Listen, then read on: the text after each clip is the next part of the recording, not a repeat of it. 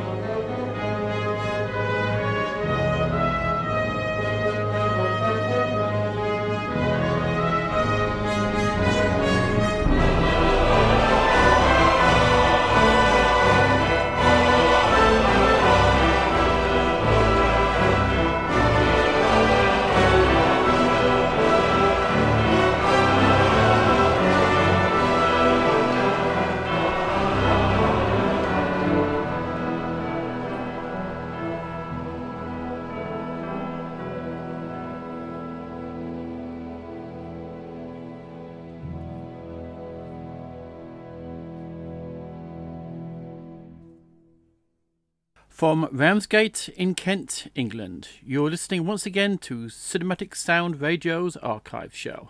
I am your host, Jason Drury, thanking you very much again for joining us. As always, it's a big hello to our listeners at cinematicsound.net, and from wherever you get great podcasts who have the temerity to accept this show on their listings of fare. It's great to have you join us. And if you're listening to this program through Apple Podcasts, on iTunes, or iPhone, whatever, please take the time to rate and review the show.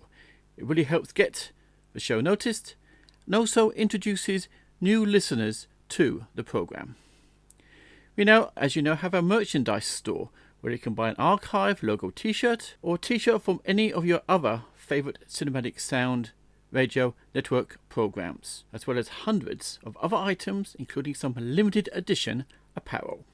To see the swag on offer, go to TeePublic. The link is strategically placed on the webpage.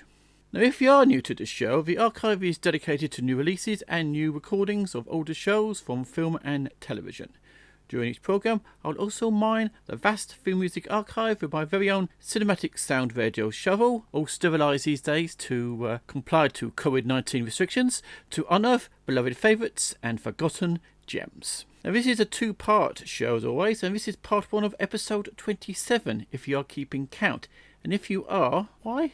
Later in the show, we have music from Don Davis's wonderful score to the 2004 BBC drama documentary special Space Odyssey, Voyage to the Planets, if you prefer, Walking with Spacemen. Our Best of British section spans both parts of this episode, featuring the music of the great John Addison. In this part, we feature the appropriately rip-roaring score to the 1976 film Swashbuckler. And we finish part 1 by playing selections of the classic 1975 John Huston directed adventure The Man Who Would Be King, in a tribute to the late great Sir Sean Connery, who died in November this year. But we started part 1 with the overture to the classic 1961 biblical epic King of Kings, of which a re-recording has recently been released by Tadlow Records. The film itself, directed by Miklos is a dramatisation of the story of Jesus of Nazareth, from his birth and ministry to his crucifixion and resurrection, with much dramatic licence. The film starred Jeffrey Hunter as Jesus, with a supporting cast that included Sorban McKenna, Robert Ryan and Ron Randall. Of course, one of the features of his film was the dramatic score by Miklos Rozsa, who considered his music for King of Kings as among the 15 personal favourite film scores of his career, even if he felt very little attachment to the film itself, which, to be fair, he admitted had its moments, despite the fact that many of the same religious episodes that he scored for Ben-Hur 2 years earlier in 1959 had to be recreated for King of Kings. He readily agreed to score the picture. The result was his longest film score ever at MGM. The score contains as much music as a complete opera, he said at the time. A long opera. Part of his reason for scoring the film was undoubtedly that he felt a devout inner attachment to its principal character, a devoutness that he expressed clearly in the choral reworking of the score, and the personally annotated track descriptions for the deluxe MGM record album, released at the time. The religious elements of the score have an almost liturgical atmosphere to them, with a responsible-like answering phrases built in many of the principal themes. The lyrical, hymn-like quality of these themes were recognised by the public, who prompted the publishers to ask the composer to adapt several of them for church choral performances. In his biography entitled Double Life, Rozsa recalls being chastised by an MGM's records executive for writing too many themes for King of Kings. Such surface considerations disguise the more complex interplay among his themes. Before I start a film, I make innumerable sketches, Rozsa admitted. Themes, ideas, sometimes just a melodic line, sometimes harmonised. I am a great changer of themes.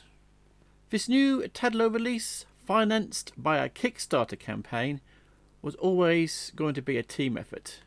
Starting with the work of skilled orchestrator Lee Phillips, who was able to collate 80% of the materials necessary to complete the reconstruction of over 2 hours of music for full orchestra and choir. The remaining 20% was filled by transcription, mostly by ear. The orchestra, the 94-piece City of Prague Philharmonic, was enhanced by an 80-voice choir, conducted expertly as always by Nick Rain, who as a young orchestrator worked on Rozsa's later scores as an assistant to Christopher Palmer. Jan Hoser recorded the music with his usual precision, with the mastering done in the UK by Gareth Williams, all underseen by one of film music's great preservers, James Fitzpatrick. Also, as with his Ben-Hur release, which featured, if you remember, on my second ever archive show way back in September 2017, The recording features extra bars of music that were dropped at the recording and editing stages, thus representing Rozsa's complete original musical vision. What is great about the music of Miklos Rozsa is here in spades in this score. The vivid orchestral colours, the persuasive counterpoint, and the full trademark of Rozsa's musical soundscape, his unique string and dramatic brass writing. There are rumours going around that this may be the last re-recording from Tadlow, helmed by James Fitzpatrick, for whom we at the Cinematic Sound Radio Network are very much indebted to him for sending us an advance copy of this release to prepare to play on the show. If this is the case, what a wonderful way to bow out from the film music recording scene, completing an impressive legacy of re-recordings that will be enjoyed by film music enthusiasts for years to come. So here now is more music from the 1961 biblical epic King of Kings. Original score composed by Miklos Rozsa. This re-recording is performed by the City of Prague Philharmonic Orchestra and Chorus, conducted by Nick Rain.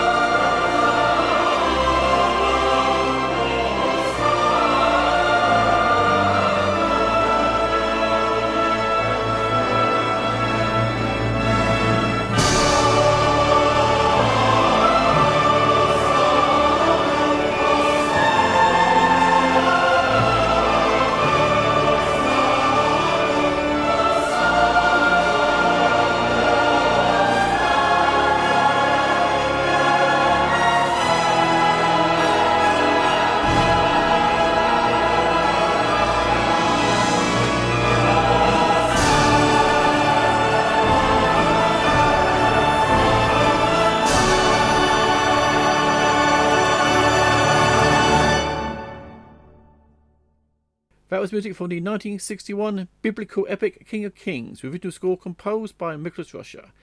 The re-recording of which was performed by the City of Prague Philharmonic Orchestra and Chorus, conducted by Nick Rain.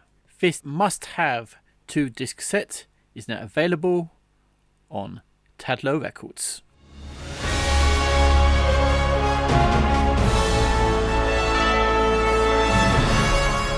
This is The Archive with Jason Drury on the Cinematic Sound Radio Network.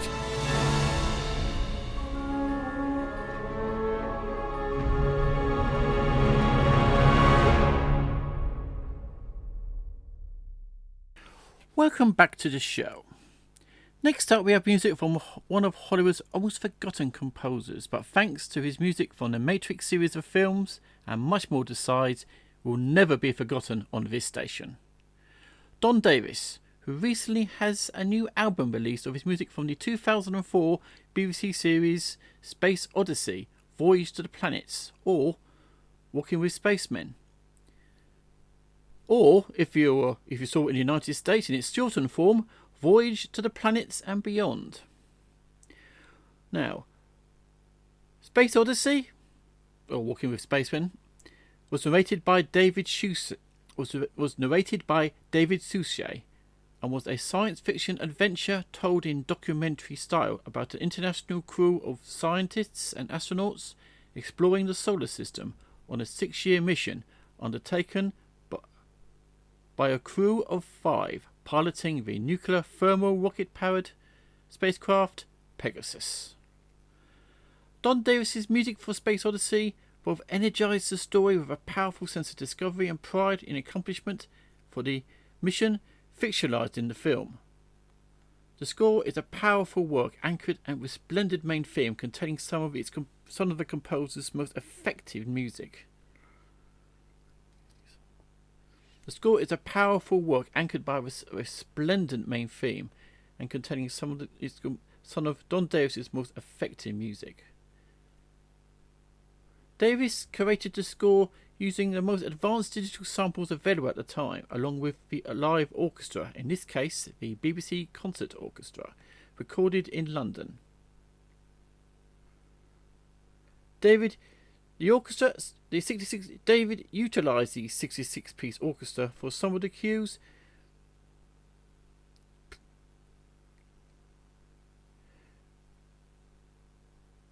by pre-recording the synths and playing them back so the orchestra could hear them, and then mixed them together. The score is built around one primary theme and 2 subordinate motifs.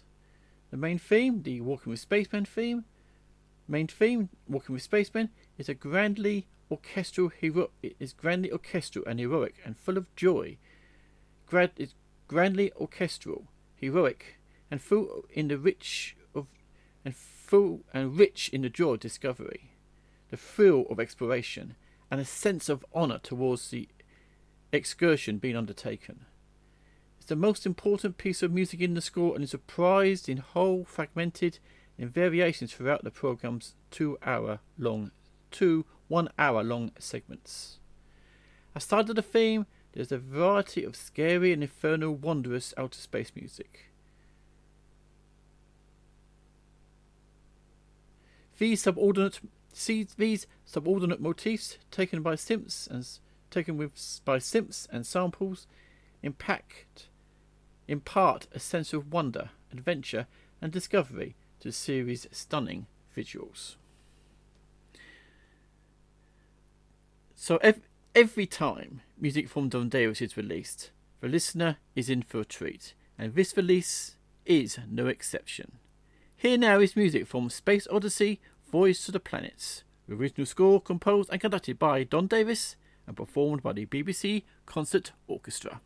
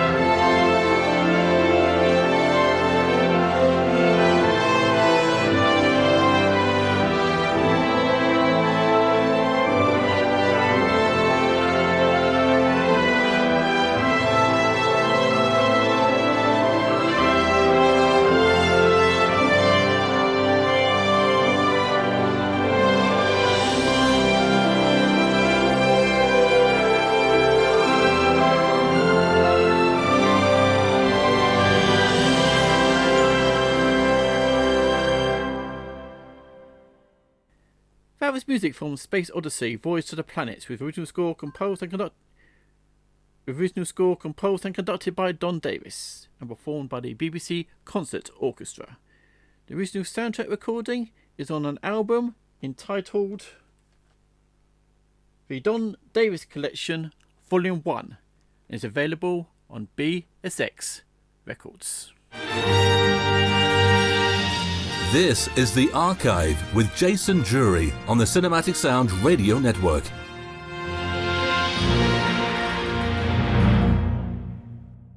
Welcome back to the show. For our Best of British segment, we feature a composer whose music for films in both the United States and the UK spanned a career which lasted from the 1950s right up to the late 1980s, and of whom this year we celebrate the centenary of his birth. John Addison. John Addison was born in Cobham, Surrey, on the 16th of March 1920 to a father who was a colonel in the Royal Field Artillery.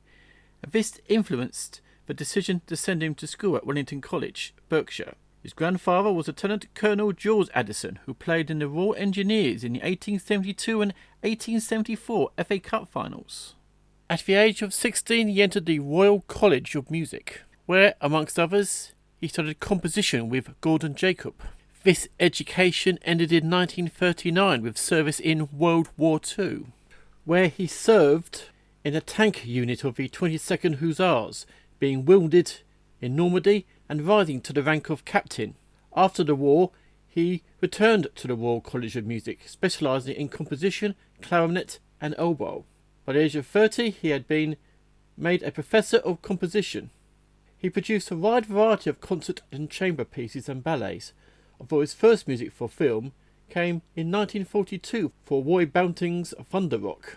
His score was not used, but he had to wait until 1950 before he truly entered his principal profession, that of a film composer.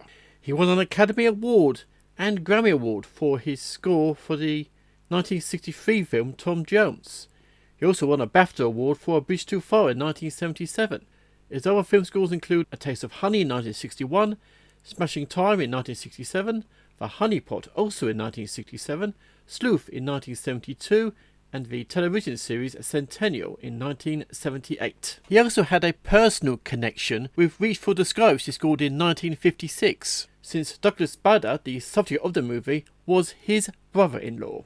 John Addison is best known for his theme music for the television series Murder, She Wrote, for which he won an Emmy, and is also remembered as the composer Alfred Hitchcock turned to when the director ended his long relationship with Bernard Herrmann over his score for the 1966 film Torn Curtain. Addison once explained that, quote, "If you find you're good at something, as I was as a film composer, it's stupid to do anything else," unquote. Addison died following a stroke on December the 7th, 1998 in Bennington, Vermont. Now, in this episode of The Archive, we'll be playing music from two scores by John Addison, both composed at the same time, and both recently released by Quartet Records. On today's show, I'll be playing music from SWASHBUCKLER, the romantic adventure film released in 1976. The film is based on the story The Scarlet Buccaneer, written by Paul Wheeler and adapted for the screen by Jeffrey Bloom. It was directed by James Goldstone and starred Robert Shaw, James L. Jones, Peter Boyle and Genevieve Bouilloud. A dashing pirate hero uses his wits and flashing rapier to rescue a noblewoman from a certain death in his comical high seas adventure. The woman herself is an excellent swordswoman, and she, the pirate, and his buddy Nick set sail to save Jamaica from the despotic rule of the villainous Lord Durant. SWASHBUCKLER stood to benefit greatly from the clarifying power of his music score, and fortunately the filmmakers made the right choice in hiring John Addison. By the mid-1970s, the contraction of the British film industry left Addison and his wife feeling somewhat adrift. "We found a beautiful valley in the French Alps," he told Elmer Bernstein in an interview for Bernstein's Film Music Notebook. "However, when the spring came, I suddenly thought, this is all very nice. There is one place called Hollywood where I have always been treated very, very kindly, in spite of one or two hair-raising experiences. So we simply bought ourselves a ticket. While Addison and his wife enjoyed their new environment, film work, however, was not immediately forthcoming until he finally found work on Swashbuckler. Addison's score for Swashbuckler is rip-roaring adventure scoring in the classic style, keeping up with director John Golson's mandate of keep the energy up, the motion moving forward to maintain a level of joy. His main theme, written in a bounding triple meter, is introduced with dance-like figures for percussion, guitar and flute. The long flowing melody proceeds through several engaging bridges and modulations, expertly matching the visual of the tall ship as it cuts across the rolling main. Evocative as it is of the sea, the theme appears relatively seldom in the actual film. In strong contrast is the love theme, written in a sweeping romantic idiom.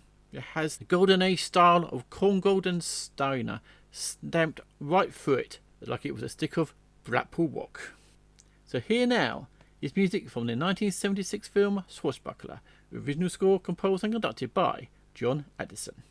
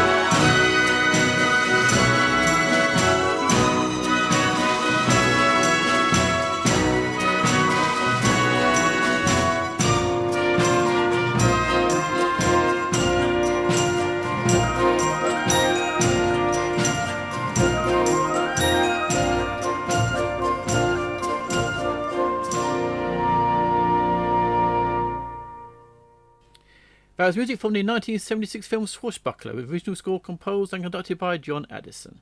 The original soundtrack recording was recently released on a 2-disc set by Quartet Records, and there will be more music by John Addison on part 2 of this edition of the archive on the Cinematic Sound Radio Network. The home for beloved favourites and forgotten gems, this is The Archive with Jason Drury on the Cinematic Sound Radio Network.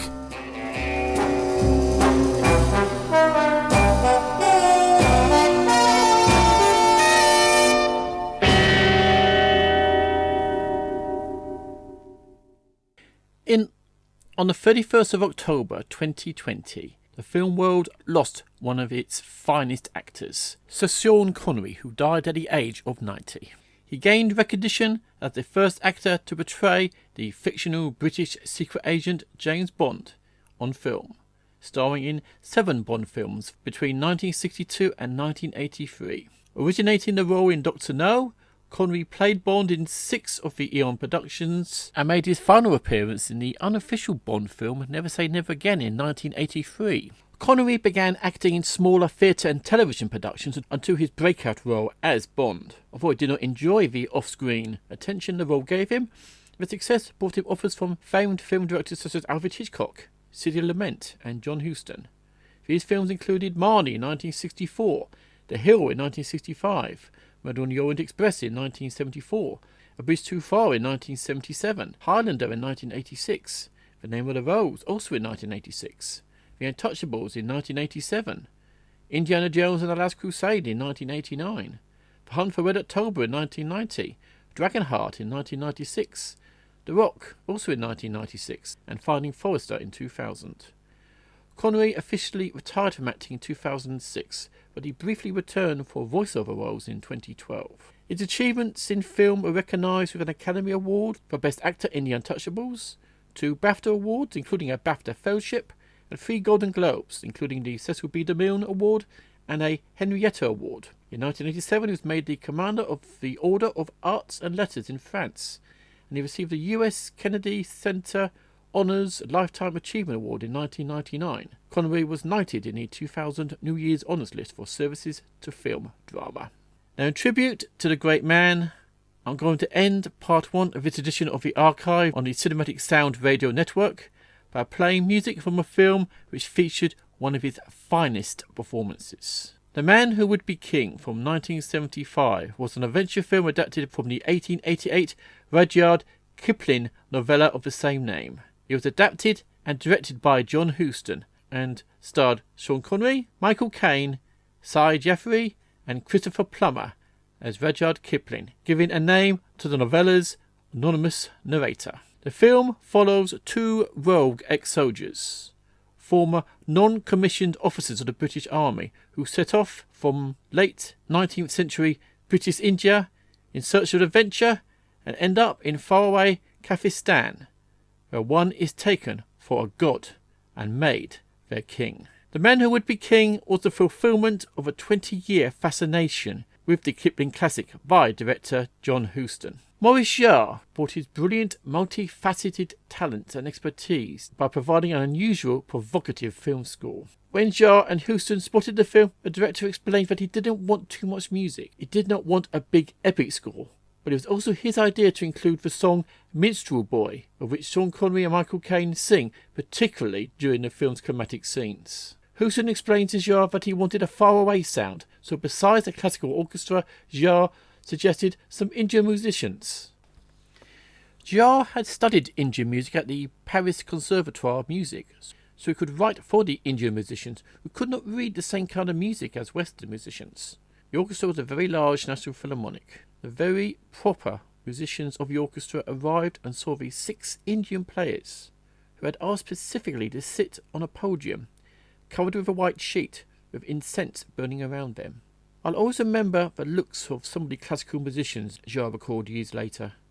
They said, "Oh my God, we're going to be here for 2 weeks. This guy is crazy to get these 2 groups to play together." We had one rehearsal with the orchestra and one with the Indian musicians. I put them together in one take and it was perfect. The classical orchestra was so stupefied that the others could play with them perfectly on the first take, without any clear track, that they gave them a standing ovation. It was very touching. So here now, to finish part 1 of this edition of the archive on the Cinematic Sound Radio Network, and as a tribute to the late Sir Sean Connery, here now is music from one of his favourite films, and also featured one of his finest performances. Music from the 1975 classic John Huston adventure, The Man Who Would Be King. Original score composed and conducted by Maurice Jarre and performed by the National Philharmonic Orchestra. I do hope you've enjoyed part 1 of this edition of the archive on the Cinematic Sound Radio Network. Part 2 will be with you very, very soon. So until then, for me, Jason Drury, is take care, be safe, and happy listening.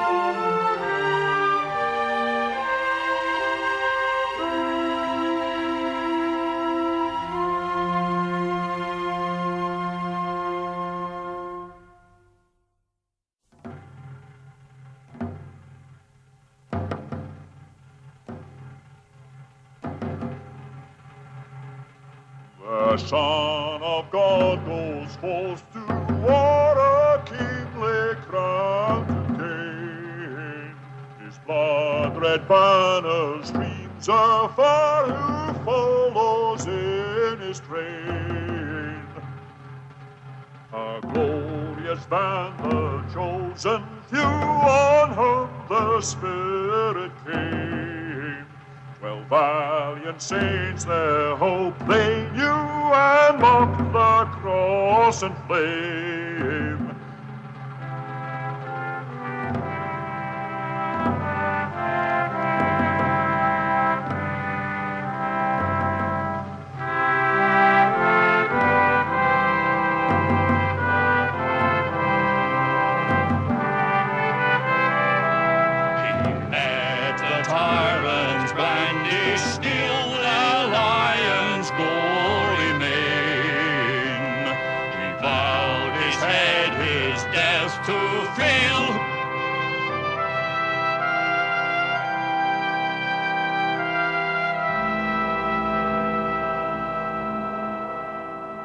And old Danny fell, round and round and round and round, like a penny whirligig, 20,000 miles, for it took him half an hour to fall.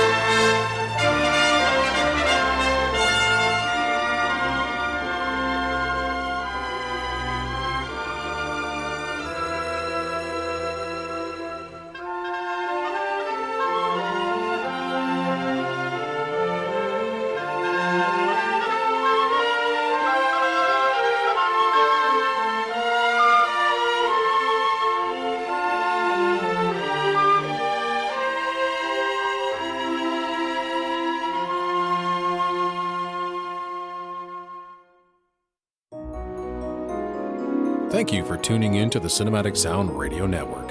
I want to thank Tim Burton for providing his voice for all the bumpers and stingers you hear throughout the program, and David Cosina for providing Cinematic Sound Radio's theme music. If you have any questions, comments, or concerns, please email us at cinematicsound@yahoo.com. You can find us on social media at CinSound Radio on Twitter and Cinematic Sound on Facebook. And if you listen to us on Apple Podcasts, please take a moment right now to rate the show and write a brief review. Reviews help introduce potential listeners to the show.